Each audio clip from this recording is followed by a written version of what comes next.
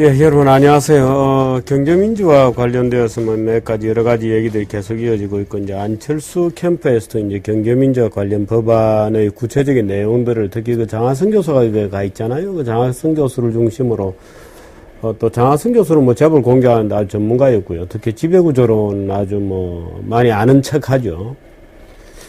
그 다음에 이제 홍대 전서인 교수라고 또 있습니다. 이제 삼성공화국이라는 단어를 널리 전파시킨 장본인이기도 하고, 소위 금산법 24조 와 관련된 논란이 나왔을 때 굉장히 싸웠고, 뭐 몇 사람 있죠. 예를 들어서 뭐 김상조, 전성인이 뭐 해서 몇 사람 쭉 있습니다. 근데 이제 그때 그 소위 삼성의 금산법 문제 나왔을 때 이제 저하고도, 그 전 교수는 뭐 저하고 직접 토론한 적이 없습니다. 지금 뭐 김상조 뭐 이런 친구들은 저하고 많이 토론도 하고 그랬었댔습니다. 저하고는 직접 토론할 기회가 있었나요? 잘 기억이 나지 않습니다만은, 이제 그래서 재벌 소위 계열분리 명령제 또는 기업 분할 명령제 또는 기업 분할 청구제.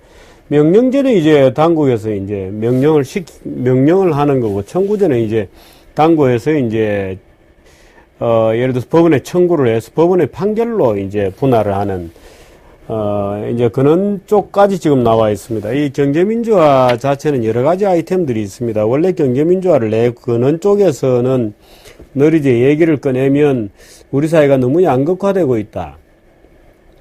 또 빈부격차가 좀 심하다.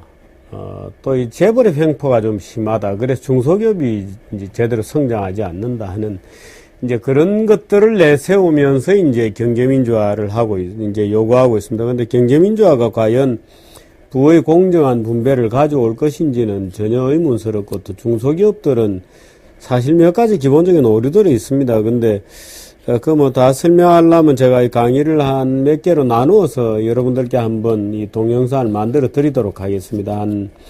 이 아이템이 굉장히 많기 때문에 제가 얼른 정리를 해도, 지금 새누리당과 민주당은 이제 6법 개정안을 이미 냈고, 또 새누리당은 이제 아마 4개 법을 내었나요? 4개까지 내놓은 상태가 있고, 그 다음에 이제 안철수 진영에서 이제 또 뭐 재벌 특별위원회 이런 걸 만들자고 몇 가지 이제 그건 법안을 낸 건 아니고 몇 가지 제안을 한 거 있습니다. 그런데 이제 김종인도 그렇고 문재인 후보 측도 그렇고, 야, 이런 정도로 우리가 경제민주화에 다 합의하면 뭐 대통령 선거 끝날 때까지 기다리지 말고 지금이라도 국회에서 통과시키자 하는 주장까지 이제 나와 있습니다. 그래서 그 주장 중에서 이제 김종인 같은 경우에는 이제 한 2개 정도라도, 지금 전체 아이템 많습니다. 예를 들면 업무상 배임과 횡령의 처벌을 강화하자는 게 이제 하나 있고요. 그 다음에 순환 출자 금지, 출자 총액 규제 3개죠. 그 다음에 네 번째 이제 금산분리. 여기 안에 이제 안철수에서는 금융회사 계열분리 명령제를 이제 넣어보자는 게 있고, 그 다음에 이제 각종 의결권 규제를 강화하자는 게 이제 장하성 진영에서 이제 그 안철수 진영에서 내놓고 있고, 그 다음에 기존에 이제 새누리당하고 민주당에서 내놓은 게 징벌적 손해배상제도라는 게 있습니다. 징벌적 손해배상제도. 이건 하도급법에 있는 겁니다. 그러니까 법을 고치게 되면 하도급법 개정안을 내야 하는 이제 그런 것입니다. 그 다음에 이제 최근에 갑자기 떠오르고 있는 이제 7번째 계열분리 명령제 이렇게 됩니다. 근데 오늘 계열분리 명령제에 관련되어서 약간 설명을 좀 드리려고 하는데, 사실 이 경제민주화라고 하는 것이, 제가 지난번에 일자리는 꿈 깨는 것이 좋겠다 이렇게 얘기 드렸습니다만은, 대부분이 이제 이 크게 보면 카테고리가 이제 7개 정도 되고, 예를 들어서 지배주주, 대주주의 의결권을 규제하자 하면 그 안에도 이제 뭐 10몇 가지, 20몇 가지도 나갈 수 있습니다. 그래서 이제 문재인 캠프의 이정우 같은 사람들은 뭐 경제민주화 관련 법을 낱낱법으로 다 세면 20가지도 넘는다 이제 이렇게 주장을 하는데, 의결권 규제라는 것은 예를 들어서 상법에서부터 뭐 정권거래법까지 굉장히 다양하게 규정이 될 수 있습니다. 뭐 예를 들어서 각종 뭐 연기금 관련 법들도 있을 수 있고요. 그래서 지금 이제 전체적인 하나의 아이템들이 쭉 나오고, 그 아이템에 따라서 일부는 법안이 만들어서 제출되어 있는 법안이 있고, 뭐, 새누리당하고 민주당에서. 그 다음 나머지 일부들은 이제 아직까지 뭐, 철학만 있지, 실제로 그 어떤 주장을 하기 위해서 관련 법을, 어떤 법을 어떻게 고쳐야 되는지에 대해서까지 지금 토론이 되어 있지 않습니다. 그래서 이제 김종인 같은 사람은 만일에 우리가 대통령 선거 하기 전에 하면 한 2개 정도까지는 할 수 있지 않겠는가 이렇게 얘기하는데요. 우선 큰 카테고리로 보면 업무상 배임 횡령을 처벌을 강화하는 것, 순환 출자 금지, 출자 규제, 금산분리, 각종 의결권 규제 강화, 징벌적 손해배상제도, 계열분리 명령제 이제 이렇게 되어 있는데 선거가 끝나기 전이라도 하자라고 이제 문재인 쪽에서 이제 얘기를 했고, 김종인 씨가 그렇게 하자 이렇게 화답을 했는데, 이제 그 전에 또 안철수도 이제 그런 얘기를 했죠. 근데 사실은 지금 끓는 이제 일부 선거판 사람들은 아마도 선거 전에라도 할 수 있는 건 합의 보면 합의 볼 수 있는 거 아니냐 이렇게 얘기하는데, 첫째로 절대 금물입니다. 그게 안 되는 이유가 몇 가지가 있는데요. 우선 선거 전이라고 하는 열띤 대중 캠페인 과정에서 법안을 만들게 되면 그 법안에 대한 냉정하고 신중한 법률 검토 또는 그 법안을 하나를 고치게 되면 그 다른 법률과의 조화 문제 이런 것 때문에 다른 법률도 쭉 고쳐야 되는 것들이 있습니다. 그 법이라는 것은 하나의 시스템적으로 움직이죠. 근데 지금 경제민주화 조항이 한 2-3개만 딱 떼내가지고 논의하게 되면 다른 법률안에 대한 여러 가지 고려는 생략이 됩니다. 그렇게 되면 어떤 과정이 나타나느냐 하면 어떤 법안이건 그것이 예를 들어 부작용이 굉장히 많은 법이든 또는 엄벌주의가 효과가 있는 것인지 아니면 여러 가지 어떤 그 효과를 거두기 위해서 어떤 법안을 만들 거냐는 것을 냉정하게 생각하기 전에 일단 선거 과정에서 법안을 만들게 되면 강화하는 쪽으로 목소리를 높이는 쪽이 선명성 경쟁을 할 수 있습니다. 이제 그게 하나가 있고요. 선명성 경쟁을 벌일 위험이 굉장히 많다. 그래서 어떤 법률이든지 예를 들어서 우리가 뭐 강도 살인범이라 하더라도 무조건 목을 잘라라 이렇게 할 수 없는 것이거든요. 말하자면 법이라는 것이 만들어지면 다른 법률 체계와의 조화라든지 또는 그 법률 체계가 만들어지면서 어떤 효과를 가져올 것인가에 대한 냉정한 검토들이 있어야 되는데 그 냉정한 검토가 안 돼요. 그러니까 선명성 경쟁을 벌이면서 예를 들어서 벌칙을 주는 것 같으면 높은 쪽으로 또는 규제를 하는 쪽이면 강화하는 쪽으로 무조건 움직이게 되어 있습니다. 왜냐하면 선거 과정에서 만일에 그렇게 하지 않은 경우에는 바로 너는 경제민주화의 소위 미온적이다, 진정성이 없다는 공격을 받기 때문에 경쟁적으로 에스컬레이션이 되죠. 그래서 이제 그런 어떤 법안이든지 그 법안을 토론해 가는 과정의 합리성이라는 게 있는데 그 합리성이 완전히 다 무너져 버립니다. 그래서 안 되고요. 두 번째 안 되는 이유는 책임 소재가 없어집니다. 예를 들면 문재인이 대통령이 될 수도 있고 박근혜가 대통령이 될 수도 있고 안철수가 대통령이 될 수도 있지만 말하자면 어떤 법을 합의를 봤다고 하더라도 실제로 그 법을 운영해서 어떤 결과를 도출하는 것까지는 시행령도 있어야 되고 시행규칙도 있어야 되고 그 법을 운영하는 공무원들에 대한 교육도 있어야 되고 말하자면 국정의 우선순위가 전체적으로 정해져서 그것을 어디까지 어느 강도로 가져갈 거냐 하는 것에 대해서 진지한 검토와 말하자면 책임 문제가 따르죠. 말하자면 정치 권력을 가지게 되고 그 법을 집행할 수 있는 주체가 형성이 되어야 됩니다. 법이라는 것이 독자적으로 존재할 수 없거든요. 그래서 정부가 구성이 되면 법이 만들어지면 그 법 밑에 시행령이 만들어지고 시행규칙이 만들어져서 시스템적으로 움직여 가야 되고 그 법을 집행할 공무원 조직이 갖추어지고 교육훈련이 되어야 됩니다. 또 이제 법을 집행하는 것이기 때문에 사법반에도 그 법에 대한 내용이 제대로 이제 이 침투가 돼야 되죠. 말하자면 제대로 이렇게 스며들어야 됩니다. 근데 그런 과정 없이 법만 들렁 만들어 놓으면 나중에 그 법의 잘잘못을 따질 책임 소재가 불분명해져요. 예를 들어서 이건 문재인이 잘못한 거다. 이때 예를 들어서 이거는 박근혜 쪽에서 주장한 거예요. 그 박근혜의 잘못이야. 또는 이건 해보니까 엉터리였어. 근데 이 주장은 안철수 쪽에서 내놓은 거야. 말하자면 이런 책임 소재를 따질 수 있어야 말하자면 어떤 법안이 만들어지는 것에 대한 정치적 책임을 질 가능성이 높아집니다. 그 정치적 책임을 붙여야죠. 근데 말하자면 대선 전에 그걸 합의를 해놓으면 그 정치적 책임이라는 것하고 말하자면 법률을 운영하는 주체의 어떤 말하자면 권력 행사하고 괴리가 됩니다. 그러니까 권력 행사와 정치적 책임이 완전히 괴리된 이런 법은 존재할 수가 없죠. 이제 이런 점에서 말하자면 생쇼로 끝날 가능성이 많아서 말하자면 그거 이제 마치 정치적으로 이용해 말하자면 어떤 법안을 만들어가는 과정을 정치적으로 이용해 먹겠다고 작정을 하지 않는 동안에는 대선 전에 이 법을 만들자고 얘기할 수 없는 겁니다. 근데 김종인이 같은 말하자면 글쎄요 뭐라고 얘기해야 되나요? 김종인 같은 분들은 그렇게 주장을 하죠. 그러나 참 그런 분들이 글쎄요 뭐 똥분자인지 뭔지는 모르겠습니다만은 그런 분들이 대가지 한국에서 지성인 행세를 하고 경제수석을 하고 뭐 국회의원을 여러 번씩 지내왔다는 데 대해서 참으로 놀라게 됩니다만은 그분들의 그 지성의 수준을 법안이 만들어지는 것이 어떻게 만들어지는 것이고 어떻게 만들어져야 좋은 법이 만들어진다 실효성 있는 법이 만들어지고 실제로 법안으로부터 임플리멘트가 되는 그 실행되는 과정까지 어떻게 예를 들어서 현장에서 익제큐션이 되느냐 하는 데 대한 고려까지에 대한 전혀 어떤 근거도 없고 책임 소재도 제도적으로 불분명하게 되는 이 시기에 그 법을 만들자고 그렇게 주장을 하는 사람들이 도대체 법을 어떻게 생각하는지 모르겠어요.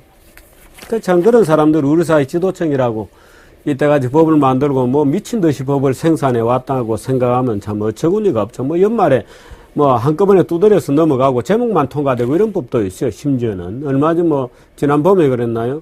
법안은 없고 내용은 제목만 통과됐어요. 그게 말이 된다고 그런 법을 만드는 법이라는 것이 다르고 다른 건데 그렇게 하고 있습니다. 지금 여러 가지 조건들이 있는데, 여러 가지 이제 그 소위 경제민주화의 아이템들이 있습니다. 근데 이 아이템들이라는 게 되게 오류에 기반한 건데, 이 오류는 하나하나 다 설명해 주자면 사실 끝이 없습니다. 근데 제가 간단하게 지금 오늘 계열 분리에 대해서 좀 설명을 하려고 하는데, 이 계열 분리 문제에 대해서 소위 기업 분할 명령제도에 대해서 조금 청구제라도 좋고 명령제라도 좋은데, 거기에 대해서 설명을 하기 전에 우선 기본적으로 여러분들이 경제민주화에 대해서 여러 가지 제가 지금 아이템을 쭉 정리해 드렸으니까 그런 걸 얘기하는구나 하고는 아시겠습니다만은 이것들이 되게 기본적인 몇 가지 오류에 기초해 있습니다. 첫째가 오류나 또는 착각에 기초해 있는데요. 이 착각과 오류를 분리하지 않고 한꺼번에 설명을 드리면 첫째로 경제력 집중이 일어나고 있다고 하는 오해입니다. 착각입니다. 경제력 집중이 일어나고 있지 않습니다. 예를 들어서 삼성전자와 현대자동차의 매출과 이익이 폭발적으로 늘어났지만, 예를 들어서 삼성전자의 매출 중에 전체 이익 중에 84% 정도의 비율이 전부 해외에서 생산되는 겁니다. 국내에서 착취하거나 국내에서 다른 경쟁자를 이렇게 찍어 눌러서 시장 마켓쉐어를 가져간 것이 아닙니다. 전부 해외에서 창출된 것이기 때문에 GDP 개념으로 따지면 정운창 교수도 그걸 몰라서 대기업의 매출이 GDP의 몇 프로더라 이렇게 얘기되는데요. GDP로 따지자면 이 재벌 기업들의 매출액 중에 국내 매출액만 따져야 되는 겁니다. 국내 영업이익만. 그렇게 한번 따져보세요. 정 교수도 늘 너무 바빠서 아마 공부할 시간이 없는 모양인데요. 차분히 앉아서 한번 따져보시기 바랍니다. 예를 들어 GDP는 국내 총생산이거든요. 그래서 예를 들어 삼성전자의 부가가치, GDP는 부가가치 개념이고 정 교수가 비교한 것은 기업 측에서 비교한 것은 매출인데 부가가치에 해당되는 기업 측의 말하자면 등가 어떤 비례로 따지려면 예를 들어 사과하고 무슨 오렌지하고 따질 수는 없잖아요. 사과와 사과를 따져야 되는데 부가가치 국내 총생산이라는 사과하고 삼성의 매출이나 이익 중에 비길 수 있는 그런 삼성의 사과에 해당되는 건 뭐냐면 영업이익입니다. 영업이익이에요. 그럼 삼성이 예를 들어서 작년에 20조 가까이 되고 올해 28조 이렇게 된다는 영업이익 중에 당기순이익인가요? 아마 영업이익은 더 많겠죠. 그럼 영업이익 중에 해외 비중, 그 국내 총생산이니까 GDP는 이 열을 빠진 인간들이 너무 많아요. 그러면 삼성의 매출 중에 국내 매출만 가지고 또는 영업이익 중에 국내 영업이익만 가지고 비교를 해라 이 말이야. 그건 없어요 그런 게. 경제력 집중 자체가 없습니다. 근데 해외에서 벌어서 이제 덩치가 키워서 해외에서 본 걸 국내에 갖고 오는 거죠. 그래서 사실은 국내에서 생산되는 것보다 훨씬 많은 것을 해외에서 가지고 와서 우리 살림에 지금 보태주고 있는 겁니다. 둘째는 대기업은 고용하지 않는다는 참 우스운 착각입니다. 예를 들어 삼성의 고용 인력도 굉장히 늘어나고 있죠. 삼성은 지금 국내 고용 인력만 해도 11만 명입니다. 해외 고용 인력은 12만 명이에요. 물론 바보는 이렇게 얘기하죠. 삼성이 해외에서 12만 명, 국내에서 11만 명, 합계 23만 명을 고용하고 있는데 해외 12만 명을 고용하지 말고 서울에서 고용을 해라. 그럼 될 거 아니냐. 그럼 국민들 다 더 해피해질 거 아니냐. 이렇게 얘기하는 바보가 있을 수 있는데요. 예를 들어서 한국에서 일자리 하나가 없어지면 중국에서 3개가 생기거든요. 1대3 정도의 비율이 돼요. 인도로 가면 1대5 정도 됩니다. 지금은. 인도에 가면 5개 일자리가 생깁니다. 그럼 중국과 베트남, 지금 베트남이 삼성이 스마트폰 본부로 하겠다는 건데, 뭐 계산하면 한 4자리 정도 계산할 수 있겠죠. 그럼 12만 명을 4자리로 하면은 3만 명 정도 되어서 11만 명 국내 더하기 3만 명 하면 14만 명 정도가 고용이 되겠죠. 그죠? 이해를 하셨죠? 근데 14만 명을 전부 국내에서 고용하고 나면 삼성전자 망합니다. 왜? 경쟁력 있는 단가가 안 되거든요. 국내 높은 임금을 주고. 그래서 밖에 나가는 거잖아요. 그럼 밖에서 10몇만 명, 12만 명 고용해도 그걸 국내에서 고용하면 20몇만 명 고용할 거 아니냐라고 계산하면 그 인간도 머리가 아주 나쁘고 경제 실태를 모르는 인간들입니다. 우리나라 국회의원 중에 3분의 2 정도는 그런 계산을 하고 있죠. 그래서 대기업들이 일자리를 만들지 않는다고 늘려고 하는데 그렇지 않습니다. 삼성전자가 예를 들어서 어떤 사업을 한다, 스마트폰을 한다. 삼성전자 직접 고용이 1명이 늘면요. 간접 고용은 5명, 6명이 늘어납니다. 그래서 눈에 안 보이게 엄청나게 늘어나죠. 왜? 삼성에 납품하고 삼성이 하나 들어서 주변에 식당만 해도 엄청나게 늘어나는 그와 똑같은 이치죠. 지금은 인하우스를 안 갖고 있고 전부 아웃소싱 하거든요. 그러니까 아웃소싱 하는 밖에 눈이 늘어나는 겁니다. 근데 그건 삼성의 고용으로 카운트가 안 되죠. 그러니까 눈에 안 보인다고 그걸 고용을 안 한다고 생각하는 오류들이 기본적으로 존재하는 것이고, 이런 초보적인 얘기를 자꾸 해야 되는지 모르겠는데, 대기업은 강자고 중소기업은 약자라고 생각하는 아주 잘못된 버릇들이 있습니다. 그런데 중소기업은 대기업하고 경쟁하지 않습니다. 중소기업은 다른 경쟁자들과 경쟁하죠. 그래서 지금 예를 들어 삼성에 납품하는 또는 뭐 다른 재벌에 납품하는 이런 기업들이 막 아각대고 떠들어서 자기의 기득권을 확보하려고 하는 것이지, 지금 예를 들어서 대재벌의 대기업에 납품을 하고 있지 못한 기업들에게 이익의 말하자면 신규 고객 거래를 털 수 있는 가능성은 점점 더 줄어듭니다. 경제민주화를 하면 할수록 기존 거래 관계를 우대하거든요. 그렇게 되면 무수한 을들 사이에 불균형이 생기고 무수한 을들 사이에 갈등이 더 심각해지게 되죠. 뭐 여러 가지 있는데, 경제민주화가 고용을 늘릴 것이라는 것도 웃기는 착각이죠. 경제민주화는 무조건 일자리를 줄입니다. 왜? 일감을 만들지 않거든요. 순환출자금지, 출자규제, 계열분리, 명령제 이런 거 하면 할수록 일감 자체를 재벌은 만들지 않습니다. 대기업은 일감을 못 만들죠. 일감을 만들려면 자회사를 만들고 투자를 해야 되는데 투자 못하게 하는 법이잖아요. 그 기업가정신 잘못하면, 야, 너 그래 하도급 잘못 주면 이제 징벌적 손해배상을 네가 해야 돼, 이렇게 나오는 것이거든요. 그럼 아무래도 대기업의 오너는 물론이고 CEO들, 특히 월부장의 CEO들은 그래 기회 자체를 줄이게 되죠. 그래서 경제민주화 아이템 하나하나마다 전부 경제를 파괴하거나 추상적으로 경제적 자유를 파괴할 뿐만 아니고 바로 일자리를 파괴하는 법입니다, 이게. 그래서 그걸 반대하는 것이죠. 딱 하게 되었죠. 근데 일자리가 생기지 않습니다. 경제민주화를 하면 할수록. 다수결은 좋다는 설익은 이런 여러 가지 오류들이 있는데, 차례차례 제가 나중에 강의를 한번 동영상을 한 그룹별로 묶어가지고 한 3번 정도 나누어서 타도록 하겠습니다. 그때 그 오류들에 대해서 차례차례 설명을 좀 드리도록 하고, 오늘은 이 계열분리 명령제 가지고 약간 얘기를 하겠습니다. 우리나라의 그 좌익들은 미국을 별로 안 좋아하죠. 근데 미국 법은 또 굉장히 좋아해요. 노동법은 독일 걸 좋아하고, 또 반독점법은 미국 걸 굉장히 좋아합니다. 그 전 세계에 있는 별 이상한 법들을 자기 구미에 맞는 걸 다 이렇게 끌어모으고 싶어 하죠. 지금도 우리나라 규제법들이 전 세계 모든 국가의 규제법을 다 뭉뚱그린 정도로 복잡하고 많습니다. 지금도.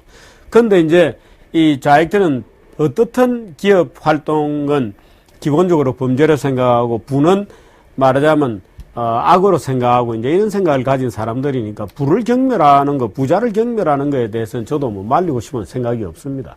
그거야 자유죠. 근데 문제는 이제 그런 제도를 함으로써 결국은 경제를 파괴하고 자유를 파괴하게 되고, 결국에는 가난한 자들의 일자리를 봉쇄하게 된다고 하는, 말하자면 정신적으로 자기들이 해피할지 모르지만, 근데 이번에 이제 우리 좌익들이 끌고 나오는 게 이제 안철수 진영에서 특히나 끌고 나오는 게, 뭐, 문재인 캠프에서도 그런 얘기를 좀 했습니다만은, 재벌 해체.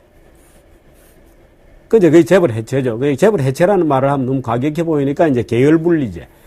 또는 이제 기업 분할 명령제. 이제 이런 이름으로 합니다. 그건, 야, 그런 걸 해서 재벌을 해체하자는 게 말이 되냐. 이렇게 얘기하면, 야, 미국도 한다. 뭐, 이제 이렇게 얘기하고 싶은 거죠. 그래서 이제 미국에서 얘기하는 계열 분리 명령이라든지 또는 예를 들어서 뭐 주식 매각 명령이라든지 이런 걸 우리도 해보자 하는 것이 이제 지금 좌익들의 일반적인 생각입니다. 그런데 미국의 경우에는 몇 가지 있습니다. 독점법 같은 경우는 미국은 기본적으로 셔먼 액트라고 불리는 1890년 법인가요?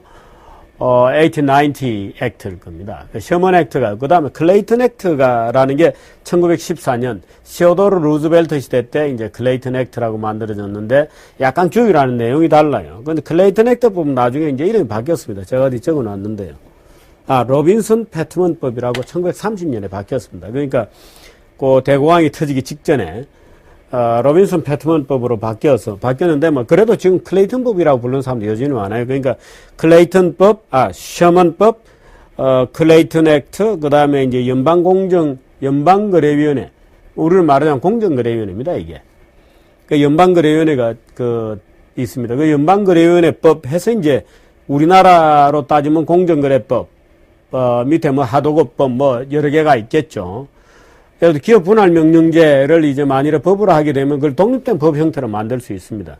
그런데 법 소관은 이제 공정거래위원회가 할 수도 있고, 아니면 이제 안철수 쪽 아이디어대로 뭐 그 공정거래위원회가 하든지 아니면 뭐 법무부가 하든지 뭐 여러 가지 이제 위원회 제도로 하게 되면 아마 사법부하고도 여러 가지 마찰이 생기기 때문에 아마도 이제 법무부법을 할 수도 있겠죠.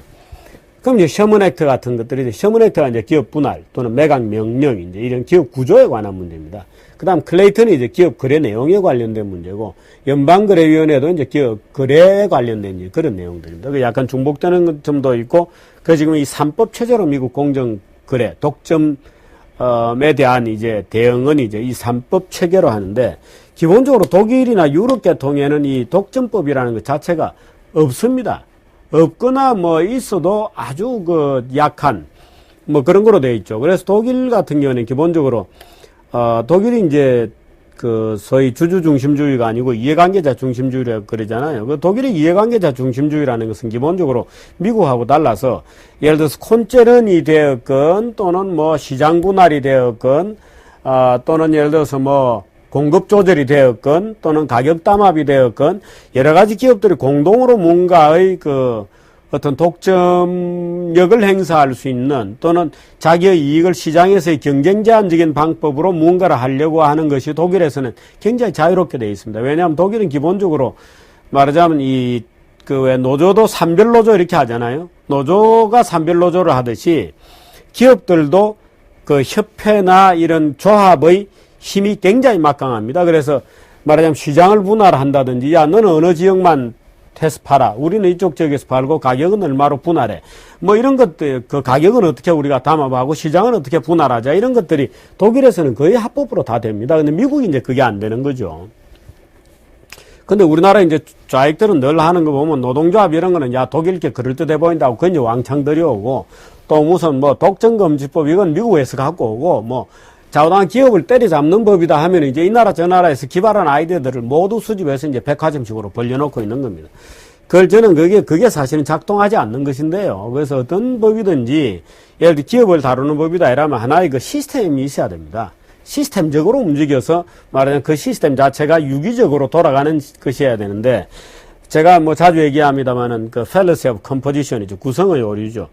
호랑이의 발톱, 상의 지느러미, 치타의 다리, 치타의 허리, 코끼리의 다리, 독수리의 날개, 이런 거 소위 좋아 보이는 걸 다 모아 놓는다고 해서 이게 유기적으로 작동하는 게 아니거든요.